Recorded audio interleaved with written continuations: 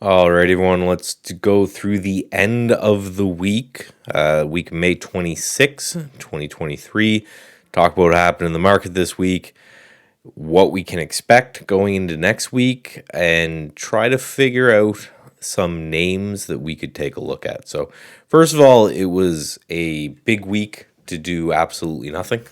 You'll see when we get to the charts, not a lot happened, but we had massive up and massive down, big news with NVIDIA and AI names and all kinds of stuff. So, without further ado, let's get into it. Just a reminder that if you like any of the softwares that you see, link will be in the description below. And if you want this video and all of the screenshots to this chart emailed directly into your inbox every single day, link in the description down below for that as well. So, first and foremost, let's start as we do with Bitcoin. And this 27,000 area just seems to be a magnet. We have been here. This is May 12th, and now it's May 26th, and we haven't really moved. I guess as far back as May 10th. So 16 days, and the Bitcoin market doesn't close. There's no holidays or weekends. So we haven't moved in about 16 days. So again, for the short-term traders, unless you're kind of scalping in a range, it's been hard. For us longer-term guys, it's no big deal, right? We just wait and see what happens. Now, on the weekly chart, which is something we could do a lot more now that I'm doing these on Fridays as well, you can see this is the anchored VWAP from all-time highs. We hit that, and we've just been kind of fighting back and forth with it ever since. Dropped off it a little bit here. We have the 200-week moving average, which kind of since most of all of Bitcoin's history, if you go back to like 2014 or something, maybe it was downward sloping, but has been sloping up the entire time and is kind of curling out here. So if we spend too much more time below this, then we could actually have a downward sloping 200-week moving average, which again would be the first time for that. Excuse me, I'm going to look down from time to time because these are all the charts that I've listed that I want to go over. One from the crypto space is OCEAN USD, and we'll use the Kraken one here. So this Ocean, again, I don't know what these coins are. I treat them as little small speculative stocks. Anchored VWAP from the all-time lows right here, and then anchored VWAP from this last swing high, just consolidating here. So we have this pinch going on.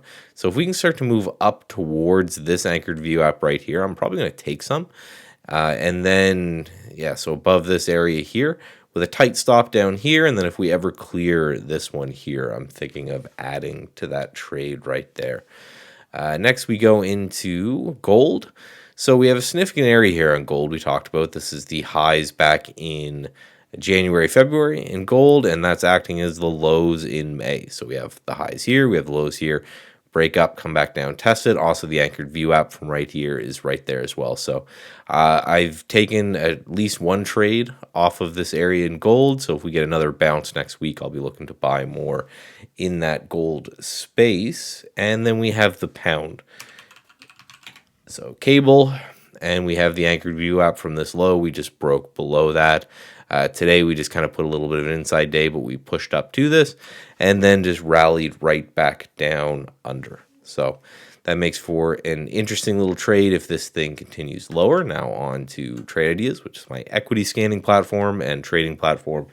Link in the description for that one below. So I have this chart in the chart book as well. If you want that emailed to you, link in the description below.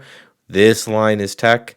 And then the stuff down here is pretty much everything else. So we have staples, utilities, financials, all that kind of stuff. So tech did amazing, and then everything else not so much. So that was so if you're looking at it and the market's up and the Qs are up and all that stuff's up, but your portfolio's down, you're wondering what's going on. It's NVIDIA and other tech names and semiconductor names like that. So really nothing interesting to speak of, right? You're not the worst trader in the world if your stuff's not up, because of course, unless you were in those names, everything else kind of struggled a little bit this week. Back up to 420, closed for the first time above 420 technically on the SPY, so that gets a little bit above this range. I moved this little range up to the low of the gap right here, and that was also the high before we kind of fell apart. So things got a little bit interesting there as we kind of pushed up. So now we need to see if we're going to get some continuation tomorrow, or tomorrow being Tuesday, because the market is closed on Monday, which I think we could, because this kind of down move, I noticed, I spent a lot of time talking to traders and Twitter Space and all that kind of stuff. Noticed a lot of bearish sentiment in through here. So getting above that is could have caught a lot of people off guard. And then this is just to show, right, weekly closing high.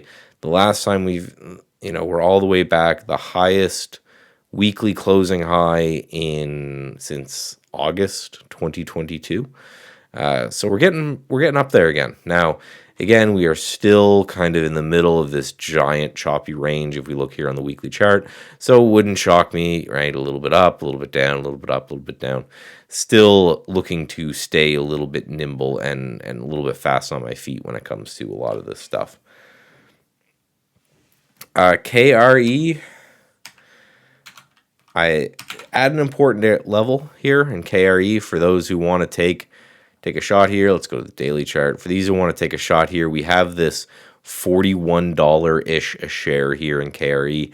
Lows right here, highs right here, and then we're kind of coiling back up. So if I can get a close above 41 bucks a share, I think I'm going to take a little shot on this and use the stop right there. Another thing that I've been doing is looking at this, just saying, okay, here's the anchored VWAP from the all-time lows, right? Well below that, just because there was so much volume right here that wasn't happening right here. So we had a crossover 50 in the RSI. Again, maybe the kind of worst behind us. So I think if it's above 41, I'm going to give it a shot. If it's below 41, I'm going to get out on that. And then we have XLU. That's actually coming down to a pretty major level here on XLU. You can see the lows in March and then the end of March. So beginning of March and end of March. And we're back down there. And we put in this nice hammer candle on the daily. So not that utilities are that exciting to trade, but you have this massive overextension and a low RSI at support. So if you're a revision guy, might be a interesting area to take a shot over Friday's high. See, and you're wrong. You're wrong if you clear the support level to the downside right here. And another revision thing for people who are into that is UNG, which continues to kind of put this basing kind of pattern as the RSI pushes higher and price pushes lower. Again, they call this the Widowmaker for a reason. So HELE, I've been talking about this one for a bit. I actually pulled the trigger on some today because we closed over $100 a share. And that was kind of the area that I'm looking for now. The main reason I'm looking at this is this nearly 30% short float that you can see up here, just on that line right there. And again, this thing, if you look at the weekly chart, again, these are traded as pictures and pictures charts. If you're interested in this, link in the description below. Massive downtrend from 200 to about 100. And then now it looks like it could be a double bottom here on the weekly chart. And we have this candle right here that happened after earnings. So whatever they said on earnings, it went from 80 to 110 in a pretty straight line here. And then it's just been consolidating sideways after that. So if we can get above this zone, this 29% short, I think is super interesting. TAL, I'm just keeping on watch just because, again, this is my kind of resident China play for all the scans I've done. This is the best looking one. Outperforming China actually recently. Another trade I took today is LTH, where we have this high right here and also that high right there, and then it's kind of acting as support in through here. We had a nice little push up on this, so the hope is that we break this downtrend line and start to push higher here. We have a 17% short float on this guy. So then Take Two Interactive, this was on the list yesterday, took a little bit today. Again, most of these things I just trade right on the close. I generally trade from close to close with my swing trades. So these one, right, basically big gap up on earnings, pulled back and then held the anchored VWAP from before this gap, starting to coil higher here. So I took a little bit here, and then if we can get and close above this price, I may actually add to that one. Car Gurus continues to hold the anchored VWAP from this price right here with a 10% short float. Came in, I drew that a little bit off. This one here I'm looking at right from the before the gap. Again, we have a scan for this in Trade Ideas that just draws all of these for you, and I'm really enjoying it. Basically showing these earnings gap that when they pull back and they hold the anchored VWAP and then start to meander higher, sometimes you can get some really good trades off these. BEMA might actually exit my list soon. This thing's just really, really choppy. Basically, I was looking for it to kind of break and hold above this level right here. Never really got that, so we'll see what happens here. And then Shack with Shake Shack is another earnings a VWAP play. So again, I like the concept of these because the idea is that you have this big fundamental push that pushes the name higher that for something that happens after earnings. Then if you get a pullback to the anchored VWAP, it's just saying, okay, so what the market liked whatever the earnings report was. But instead of chasing it up, I'm waiting for an area to put in. Then I watch to see is there support or resistance happening at that anchored VWAP. And when I see support, then I take a trade on it. So I'm looking to see if this one kind of pops up from there. If that occurs, then I'll take the trade. So Beam basically just playing this breakout right here, looking to see if we put in a higher low right here and start to push higher.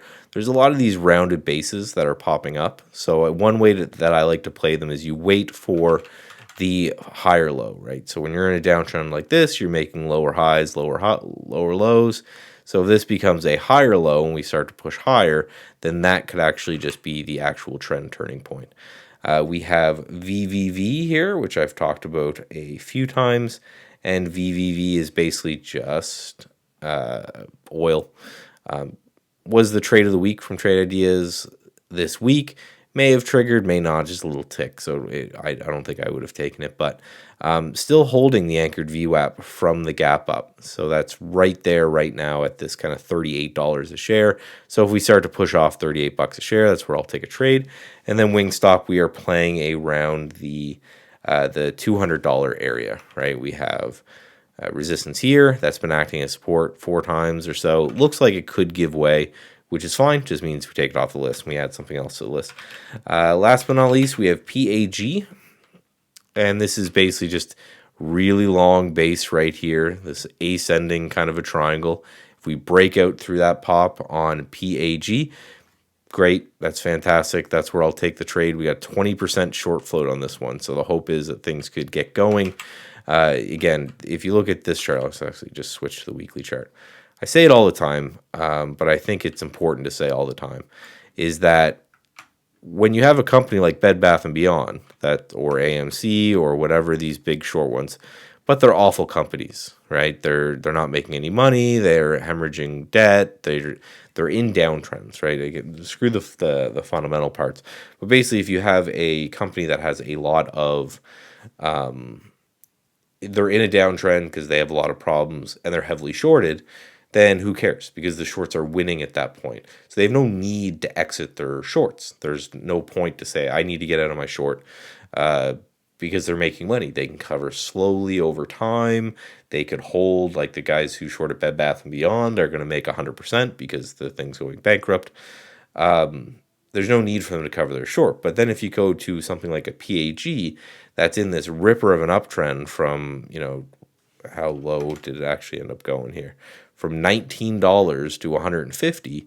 Well, we know those shorts at some point need to cover because they're actually losing money as opposed to making money. So if you're looking for something that's heavily shorted and you're looking for a way to trade it, I really think that this is kind of the move, right? Look for something that's hitting new highs as opposed to hitting new lows, so you just know that those guys are losing money and they have to cover.